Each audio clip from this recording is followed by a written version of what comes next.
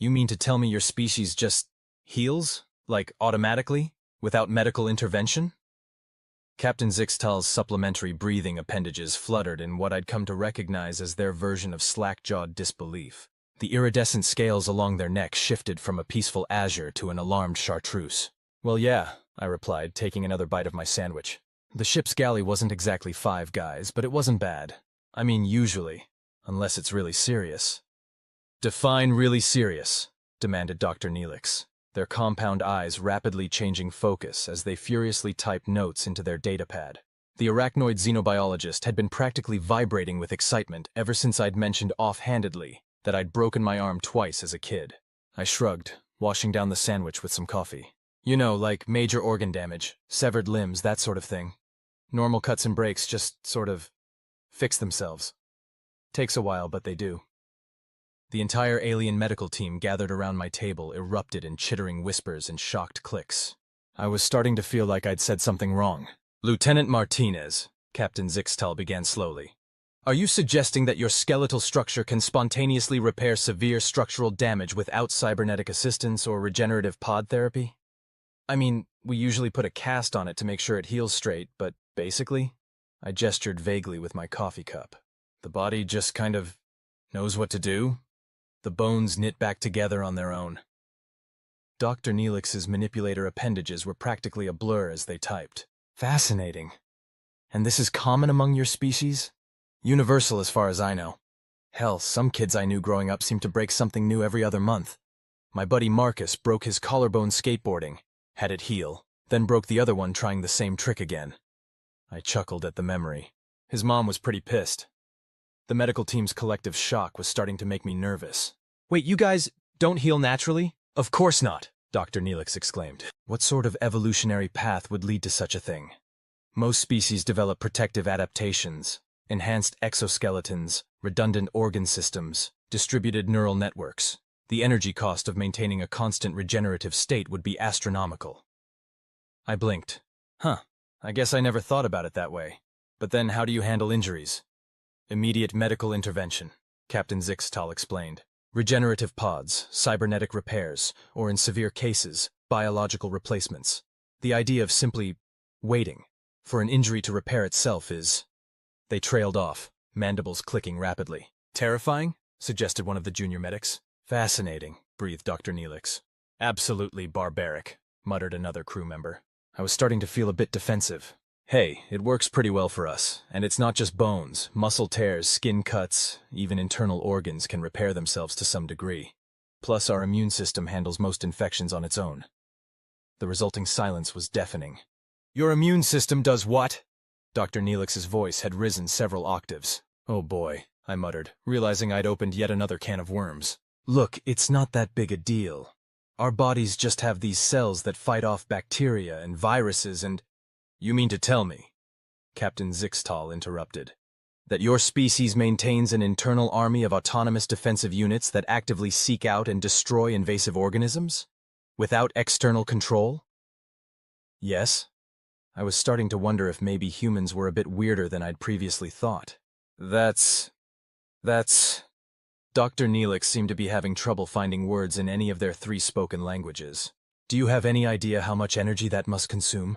The computational power required to identify friend from foe? The sheer complexity of maintaining such a system? I shrugged again. I mean, it's not perfect. Sometimes it gets confused and attacks things it shouldn't. That's what allergies are.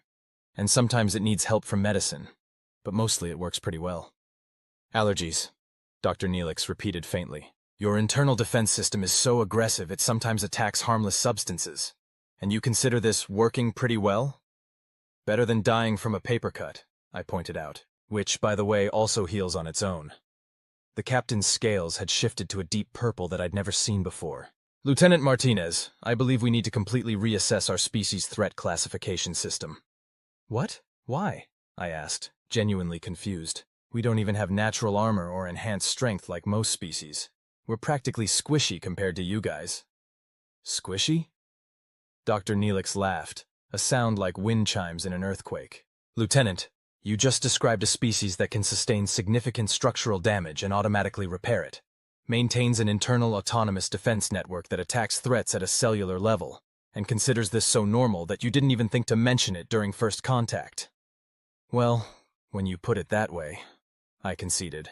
Not to mention, added the captain, your species' documented ability to continue functioning despite severe sleep deprivation, your capacity to digest substances that would be lethal to most species, and your bizarre ability to form social bonds with literally any form of life you encounter.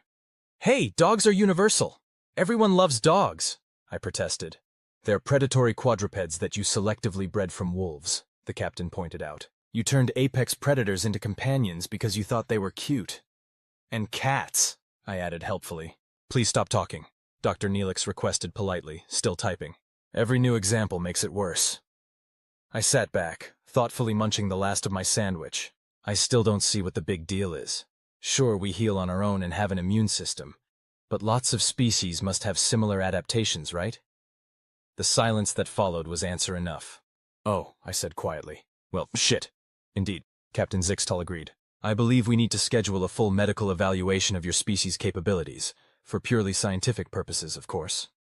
Of course, I agreed, finishing my coffee. Though you should probably know about our adrenaline response before we start any tests.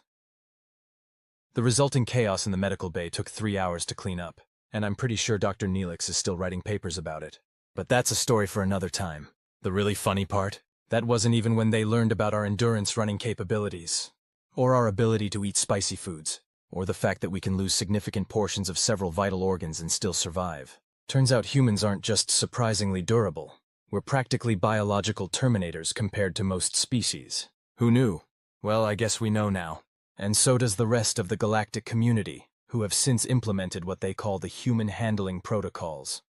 I tried to tell them it made us sound like a hazardous material, but given that they'd just watched me recover from a deadly caffeine overdose, their words, not mine, I only had 4 espressos. They weren't really in the mood to listen. These days, whenever I walk into the medical bay, Dr. Neelix just sighs and opens a new research document. I've become something of a celebrity among xenobiologists, though not always for reasons I'm entirely comfortable with. Last week, I accidentally sneezed in the botany lab and caused a 3-day quarantine while they studied our autonomous micro-projectile defense mechanism. I tried to explain that it was just a sneeze, but that somehow made it worse. Apparently, the idea that our bodies would forcefully expel irritants at high velocity is both fascinating and terrifying to most species. Who'd have thought? Captain Zixtal has since promoted me to human species representative, which mostly involves explaining increasingly bizarre aspects of human biology to increasingly alarmed alien scientists. Yesterday's topic was facial hair growth. Tomorrow's is supposed to be about how human children lose and regrow an entire set of teeth as a normal part of development. I'm not sure the galactic community is ready for that one, but hey, that's what the human handling protocols are for, right? Sometimes I wonder what they'd make of human history. I mean, if they're this freaked out by our basic biological functions, imagine their reaction to finding out we used to perform surgery on ourselves while conscious, or that we once thought radioactive water was a health tonic. On second thought, maybe we should keep that to ourselves for now. Some things the galaxy just isn't ready for, though I have to admit it is pretty fun watching their reactions. Maybe next week I'll tell them about how humans can survive being frozen. Lieutenant Martinez, please tell me you're joking. I looked up from my tablet to find Captain Zixtal's scales cycling through what I'd come to recognize as their human-induced panic palette. A delightful mixture of chartreuse, mauve, and that peculiar shade of purple they'd developed specifically for dealing with human revelations. About what? I asked innocently, though I had a pretty good idea.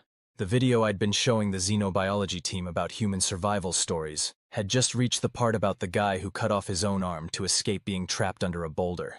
Your species. Dr. Neelix's manipulators were trembling as they adjusted their viewing apparatus. Voluntarily amputates their own limbs for survival? I mean, not regularly, I clarified. Just in extreme circumstances. And hey, he lived. That's not the reassuring statement you think it is, Captain Zixtal managed. Look, it's not like we make a habit of it, I said defensively. Though there was this one guy in the 1800s who performed an appendectomy on himself in Antarctica. The resulting thud was Dr. Neelix fainting. Again, we really needed to get them a cushioned chair. Perhaps we should move on to something less dramatic, suggested junior researcher Vaklor, while helping their colleague back up. What about human recreational activities? I brightened. Oh yeah, like extreme sports? The entire medical team groaned in unison. They'd learned about skateboarding last week, and were still processing the concept of doing tricks that might break bones for fun. I was thinking more along the lines of reading, Viclor offered hopefully. Oh sure, we do that too. Though there was this one time I got a paper cut and we agreed not to discuss the paper incidents. Captain Zixtal's scales went full ultraviolet, which I hadn't even known was possible. Right, sorry, I apologized. Still don't see what the big deal is about a little blood. Your hemoglobin is literally toxic to half the species in the galaxy, Dr. Neelix reminded me, having recovered enough to rejoin the conversation. And you just carry it around inside you? All the time? Where else would we keep it? The medical team exchanged those looks they always did when I said something they found particularly disturbing. I was getting pretty good at identifying them. This one was definitely in the humans are terrifying category rather than the humans are fascinating, or humans are clearly insane categories. Let's try something else, Captain Zixtal suggested diplomatically. Perhaps you could explain more about human sleep patterns? That seems safe enough. I tried not to grin. Sure. Like how we can go days without sleep if we need to? Or how we regularly hallucinate during our daily periods of unconsciousness? What? Oh yeah, we call them dreams. Sometimes they're really vivid, like entire stories playing out in our minds while we're unconscious. Sometimes they're prophetic. Sometimes they're just weird. There's this recurring one I have where I'm being chased by a giant pizza. You're telling me, Dr. Neelix interrupted, their voice unnaturally calm, that humans regularly experience vivid hallucinations during their restoration cycle, consider this normal, and sometimes use these hallucinations to predict the future. Well, when you put it that way, it sounds weird, I admitted. But it's not like we can control it, usually. Though there is this thing called lucid dreaming where… No! Captain Zixtal's scales were now cycling through colors I'm pretty sure they'd invented on the spot. No more! I need to update the human handling protocols, again. What? Why? I asked, genuinely puzzled. Dreams are harmless. Lieutenant Martinez, Dr. Neelix began carefully. In the past month you have informed us that humans can survive the loss of major organs, voluntarily remove their own body parts if necessary, continue functioning without rest for extended periods, automatically repair broken bones, maintain an internal army of autonomous defensive units. And now you're telling us that you regularly experience shared hallucinations that you consider so normal you never thought to mention them before? Shared? I blinked. Oh no, dreams are individual, though sometimes people claim to have the same dream, which is pretty cool. The sound of multiple datapads being dropped echoed through the medical bay. Individual hallucinations, Captain Zixtal repeated slowly. Each human experiences their own unique mental simulation during unconsciousness. Yeah, sometimes they're based on things that happened during the day. Sometimes they're completely random. Like this one time I dreamed I was teaching quantum physics to a group of dancing penguins. I'm implementing a new section in the human handling protocols, the captain announced. All human crew members must now be accompanied by at least 2 medical officers during their restoration cycles. Oh, come on, I protested. We're not dangerous when we sleep. Well, except for sleepwalkers, but that's pretty rare. Humans can walk while unconscious? I probably should have kept that last bit to myself. Look, I tried to explain. It's really not that common, and sleep talking is usually just mumbling. They can speak while unconscious too. This meeting was not going how I'd planned. Maybe we should go back to discussing extreme sports? I suggested hopefully. The collective glare I received could have melted tritanium. Or I could tell you about how humans use music to alter their emotional states. Though there is this thing called moshing. Meeting adjourned, Captain Zixtal announced hastily. Lieutenant Martinez, please report to Medical Base 7 tomorrow for further documentation. Can I bring coffee? Absolutely not! As I watched the medical team strategically withdraw, from the conference room, I couldn't help but smile. Tomorrow I plan to tell them about how humans could learn to hold their breath underwater for extended periods through training. Or maybe I'd explain about how we could eat almost anything if we were hungry enough. The possibilities were endless. Who knew being a human species representative could be so much fun? Though I probably shouldn't mention the parkour videos just yet. Some things the galaxy definitely isn't ready for. Yet. Absolutely fascinating, Dr. Neelix exclaimed, all 8 eyes focused intently on their datapad. And you say this process begins spontaneously during human adolescence? Puberty? Yeah, it just kind of happens, I replied, trying not to laugh at the horror slowly spreading across Captain Zixtal's features. Our bodies basically rebuild themselves over a few years. Voice changes, growth spurts, hair in new places. Your species undergoes spontaneous metamorphosis? The captain's scales had achieved a new shade of panic purple I hadn't seen before. Without a chrysalis phase? I mean, I wouldn't call it metamorphosis exactly. Your skeletal structure rapidly expands, your vocal organs reconstruct themselves, you develop new epidermal growths, and your entire endocrine system reorganizes itself. Dr. Neelix interrupted. What would you call it? Put that way, it did sound pretty weird. Growing up? The medical team exchanged their now familiar humans are terrifying looks. And this happens to every human?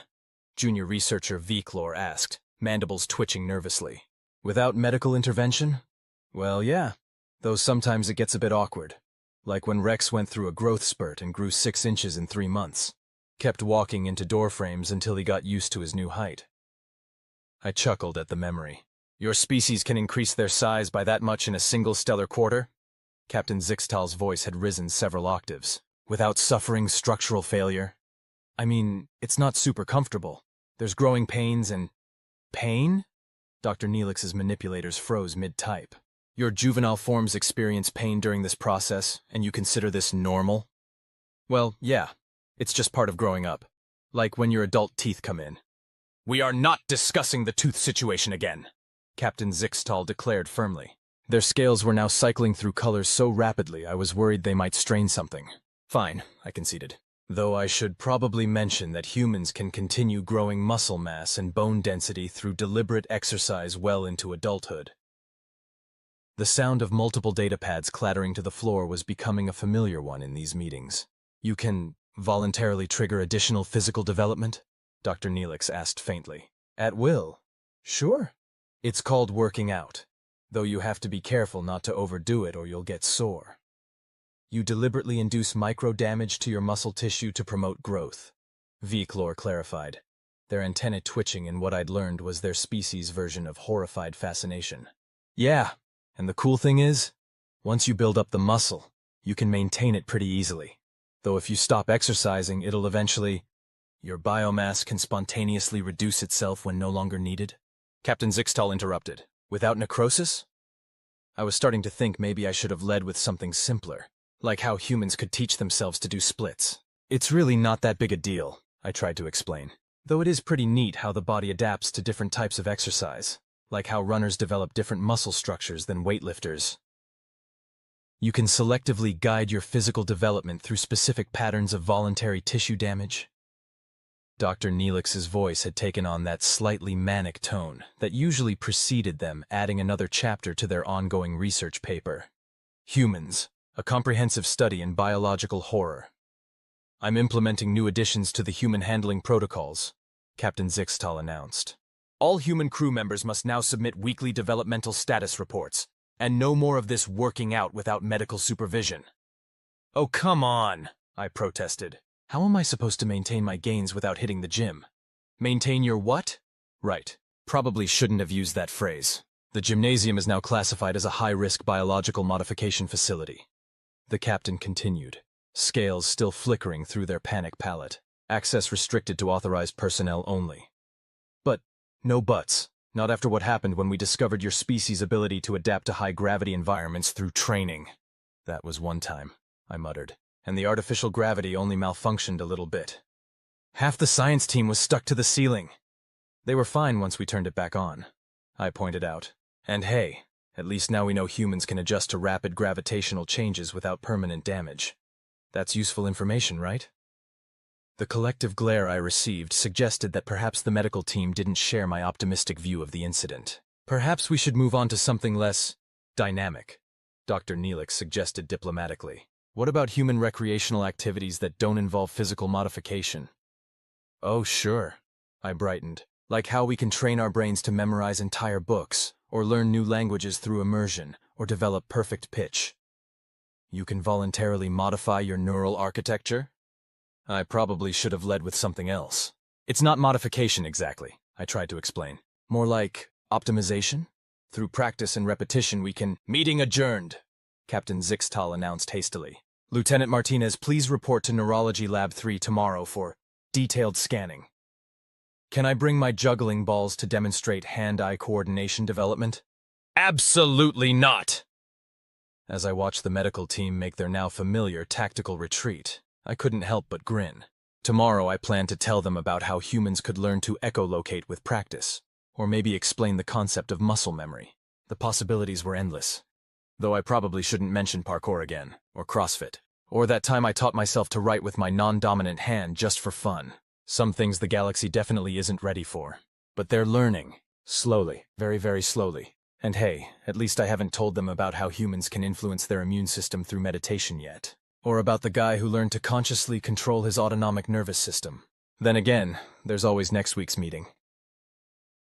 And you say humans do this voluntarily? For entertainment? Dr. Neelix's manipulators were trembling as they reviewed the footage I'd brought to today's meeting. Yep, competitive eating contests are pretty popular back on Earth, I explained cheerfully. The current record holder for hot dogs is 76 in 10 minutes. Captain Zixtal's scales had bypassed their usual panic palette entirely and settled on a shade of white I'd never seen before. Your species intentionally conducts rapid intake endurance trials with thermal modification variants of processed protein tubes? Well, when you put it that way, it sounds weird, I admitted. Though that's nothing compared to the Carolina Reaper challenge. No! The entire medical team shouted in unison. They'd learned about human capsaicin tolerance last week, and were still processing the concept that we deliberately bred plants to be painfully spicy because we enjoyed the sensation. Fine, I conceded. Though I should probably mention that humans can train themselves to eat pretty much anything through gradual exposure. There's this thing called Mithridatism, where you can develop immunity to toxins through deliberate consumption of sublethal doses. Dr. Neelix's voice had taken on that slightly hysterical tone I'd come to recognize as the precursor to another fainting spell. Maybe we should change the subject, I suggested quickly. How about we discuss something simpler, like how humans can hold their breath underwater? Ah, yes. Captain Zixtal's scales regained some of their normal color. Your species' ability to temporarily suspend respiratory function. We've documented this. Right. Though with training, some people can hold their breath for over 11 minutes. The sound of Dr. Neelix hitting the floor was becoming concerningly routine. 11 minutes? Vaclor's antennae were vibrating so fast they were practically a blur. Without supplemental oxygen? Yeah, and that's not even counting the ones who can Meeting adjourned, Captain Zixtal announced hastily. Lieutenant Martinez, please refrain from bringing any more nutritional documentation to future sessions. I tried to look innocent. So I shouldn't mention the guy who ate an entire airplane over 2 years? The resulting silence was broken only by Dr. Neelix's faint groaning from the floor. An airplane? Vaclor asked weakly. Yeah, he ground it up into tiny pieces and— New addition to the human handling protocols. Captain Zixtal's scales were cycling through colors so fast they were starting to look like a malfunctioning disco ball. All human food must be pre-approved by the medical team. Oh, come on, I protested. How am I supposed to maintain my hot sauce collection? Your what? Right. Probably shouldn't have mentioned that. It's just a few bottles, I tried to explain. Though I did bring this really nice ghost pepper blend. The human quarters are now classified as a chemical warfare risk zone, the captain declared. All consumables must be registered with Environmental Hazard Control. But, no buts, not after the wasabi incident. That was one time, I muttered. And junior researcher PQ locks recovered eventually. They were green for a week. Well, greener than usual. At least now we know your species is immune to allyl isothiocyanate, I pointed out helpfully. That's useful information, right? The collective glare I received suggested that perhaps the medical team didn't share my enthusiasm for impromptu xenobiological research. Perhaps, Dr. Neelix suggested, having finally regained consciousness, we could discuss something less digestively challenging. What about human social behaviors? Oh, sure, I brightened. Like how we can form emotional bonds with basically anything? There's this guy who made friends with a wild crow and you can establish neural synchronization with unrelated species? I probably should have led with something else. It's not synchronization exactly, I tried to explain. More like mutual understanding? Through repeated interaction and positive reinforcement, we can... Meeting definitely adjourned, Captain Zixtal announced. Lieutenant Martinez, please report to Xenobiology Lab 5 tomorrow for relationship assessment. Can I bring my collection of cute animal videos? Absolutely not! As I watched the medical team perform their now trademark evacuation of the conference room, I couldn't help but smile. Tomorrow I plan to tell them about how humans could learn to communicate with gorillas through sign language, or maybe explain the concept of emotional support animals. The possibilities were endless, though I probably shouldn't mention the lady who befriended a crocodile, or the man who runs with wolves, or that time I taught a parrot to swear in 3 languages just because I could. Some things the galaxy definitely isn't ready for, but they're adapting. Gradually, very, very gradually. And hey, at least I haven't told them about how humans can synchronize their breathing and heartbeats when they sleep next to each other, or about how we can sense when someone's staring at us, or about the weird way human mothers can identify their babies by smell alone. Then again, there's always next week's meeting. The end for now, but there's definitely more.